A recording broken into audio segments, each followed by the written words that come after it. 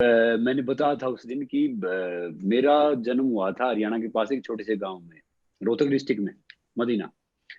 और वहां पे फैसिलिटी तो नॉर्मल होती थी, हम सब हम्बल बैकग्राउंड से ही आते हैं, वहीं से स्टार्ट करते हैं। तो जब मैं 3 साल का था तो मुझे रूमेटिक अर्थराइटिस हो गया, यानी सर्द गर्म बोलते हैं ना, जिसको गर्म सर्द बोलते हैं। अब वहां पे कोई डॉक्टर होते नहीं थे, डॉक्टर ऐसे होते थे यार रोग नहीं, रोगी नहीं, उनको समझ में नहीं, कुछ नहीं आ रहा था। तो वो धीरे धीरे पैर से दर्द स्टार्ट हुआ, फिर पैर से होते होते होते होते बॉडी के हर ज्वाइंट पे आ गया। धीरे धीरे ऐसा हो गया कि मैं अपने हाथ से गिलास पानी उठा सकता था, अपना मुंह अपने हाथ से धो सकता था।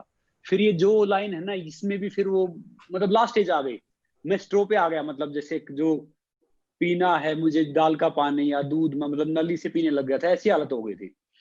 फिर धीरे धीरे डॉक्टरों के पास लेके गए, घर वालों ने दिखाया, क्योंकि काफी अम्बल फैमिली से था कुछ। तो एक बड़े संस्थान के डॉक्टरों ने बोला था, अब ये रिकॉर्ड है इसलिए मैं उसका नाम नहीं लेना चाह रहा, कि भैया मुश्किल से ये 6 महीने से 1 साल जिंदा रहेगा। तो फिर मेरी माँ ने हार नहीं मानी। वो डॉक्टर कहते थे कि रूमेटिक अर्थराइटिस में मसाज नहीं करनी है, तो वो दिन में है ना कम से कम 12 बार 13 बार मसाज करती थी, कभी तिल के तेल से, कभी सरसों के तेल से, कभी देसी घी से, कभी आयुर्वेदिक उससे। और मैंने गांव में कुश्ती का टूर्नामेंट देखा, मेरा बड़ा भाई रेसलर था स्टेट लेवल का। तो मैं किसी को बोला कि लेके चलो मुझे, वैसे गांव में मिट्टी कुश्ती होती है, तो वहां पे पहलवानों को थोड़ा सा घी मिल रहा, थोड़ा सा दूध मिल रहा, थोड़े पैसे मिल रहे। मैंने सोचा काश यार मैं ही पहलवान होता, क्योंकि वहां पे एक रेसलिंग मतलब काफी बड़ा था। तो वो झगड़ा हो गया, कोई लेके नहीं गया, उन्होंने सब ऐसे ही बोला। फिर एक दोस्त को बोला मैं, ये व्हील चेयर से कुछ नहीं होता था, क्योंकि इतने पैसे ही नहीं होते थे अफोर्ड करें। 4 पाई पे लेटा रहता था, नेचर कॉल के लिए भी बाहर जाना पड़ता था, कभी फैमिली कोई सदस्य लेके जा रहा है। और धूप निकलती थी ना, तब मेरी बॉडी मूव करती थी, वरना आंखें खुली हुई हैं और बॉडी मूव नहीं करती थी। तो फिर मैं लकड़ी के सहारे, जब थोड़ी सी दोपहर हो जाती थी, ऐसे नॉर्मली हेल्प से मैं चलता था। तो अखाड़े गया तो सब देख के मुझे बहुत हंसे। जो एक अखाड़े का मेंटर था, बाकी और थे, क्योंकि काफी कमजोर था, पतला था। तो उसने कहा कि भैया बाकी तो ठीक है, आप क्या करना चाहते हो? मैंने कहा जी मैं भी रेसलर बनना चाहता हूँ, पहलवान बनना चाहता हूँ। तो बहुत हंसा। उसने एग्जाम्पल दिए कि मेरे मेरे पास हजारों बच्चे आए, अगर आप खड़े हो गए ना, आपकी लाइफ की बिगेस्ट अचीवमेंट होगी ये। फिर मैंने सोचा कि शायद ये ठीक कह रहा है। उसने मतलब काफी जो नॉर्थ में एग्जाम्पल होते, फिर मैंने उससे पूछा कि आपकी नजर में पहलवान कौन होता है, रेसलर कौन होता है? तो उसने बताया कि जो अपनी कंट्री को रिप्रेजेंट करे, जो देश का प्रतिनिधित्व करे, वो पहलवान होता है। मैंने कहा इनमें कर रहा है? बोला नहीं, तैयारी चल रही है। और आज तक वहां पे तैयारी चल रही है, मतलब वहां पे किसी ने किया नहीं।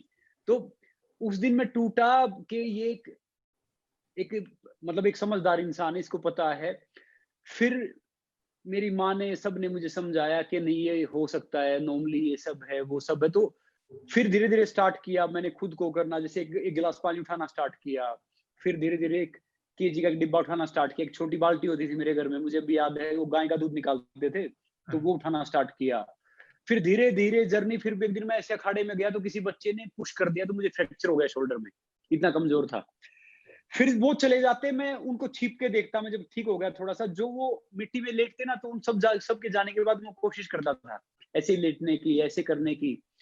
फिर एक पंडित जी मिले मुझे, उनका नाम था पंडित सतवीर महाराज।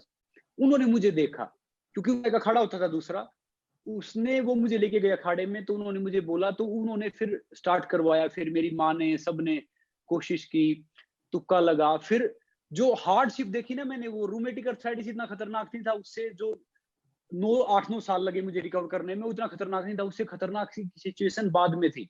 पैरों में जूते नहीं होते थे, ये बस का किराया नहीं होता था, ऐसे पैदल चलना। अभी कहते हैं ना कि भैया ड्राई फ्रूट चाहिए, प्रोटीन चाहिए, सब कुछ चाहिए। गिनती की ज्वाइंट फैमिली में 2 से 3 रोटियां मिलती थी, एक रोटी मेरी माँ रखती थी मेरे लिए एक्स्ट्रा, एक रोटी एक्स्ट्रा खा लूंगा। तो तब वो रेसलिंग स्टार्ट की धीरे धीरे। फिर मैं थोड़ा सा कुश्ती लड़ने लग गया। जैसे याद है मुझे, 1 रुपये कुश्ती लड़ा तो काफी इंजुरी हो गई। फिर मेरी माँ मुझे पूरी रात सेक रही है, कह रही है। तो फिर थोड़ा सा जब मैं बड़ा होने लग गया, तो गांव के फिर सपोर्ट करने लग गए, साथ में जाने लग गए। जैसे मुझे हर घर से दूध देने लग गए, घी आने लग गया। तो फिर जर्नी वहां से स्टार्ट हुई। मालिक की दया से खड़ा हुआ, तुक्का लगा, छोटा बड़ा रेसलर बना, देश का प्रतिनिधित्व किया। फिर मैंने उस इंसान को फोन किया जब मैं वर्ल्ड चैंपियनशिप में जा रहा था 2005 में। मैंने कहा आपने मुझे बोला और किसी को मत बोलना, बहुत टूट जाते हैं, मगर आपको है ना जिंदगी में, मैंने उस दिन ही बोला था कि जो चीज आपको चैलेंज करती है वही चेंज करती है। और मेरे अनुसार है ना, जब तक दुनिया वाले आपके सपने पे हंस नहीं रहे ना, तो समझ लो आपका सपना छोटा है। तो मैं तो मतलब वो सोचता हूँ। तो फिर मैंने उसको फोन किया, सोचा देखा कि भैया जो आप कह रहे थे वो गलत कह रहे थे, ये सब है। फिर वहां से तुक्का लगा, वो खेला, प्रोफेशनल रेसलिंग में आया, वर्ल्ड का बेस्ट प्रोफेशनल रेसलर बना। फिर सारा तुक्का लगता लगता कभी मैं बोल नहीं पाता था, फिर मैं मोटिवेशनल स्पीकर बना, सरकारी स्कूल में पढ़ा, IIT IIM हर जगह जाता हूँ। दिल्ली पुलिस में था तब, DCPA लगता था कि पता नहीं क्या है। अब मैं जहाँ पे IAS IPS IAS ये ट्रेनिंग करते हैं वो उनको मोटिवेट करने जाता हूँ। तो इन द सेंस मेरा ये मानना है कि जिंदगी में ना आप लगे रहो। और कहते हैं ना कि देखो पानी सबसे हल्का होता है, मगर पानी बड़ी बड़ी चट्टानें तोड़ देता है। क्यों तोड़ता है? लगातार उसका बहना। बस कोशिश करते रहो। और एक एक कहते हैं ना कि जो मेहनत करने वाले होते हैं ना, जो मेहनत करने वाले होते हैं, जो मैंने तो अपनी लाइफ में एक चीज सोच रखी है भैया, जो कभी नहीं हो सकता वही करना है। जो कभी नहीं हो सकता वही करना है। और जिस पे जमाना हंसता है, इतिहास वही रचता। तो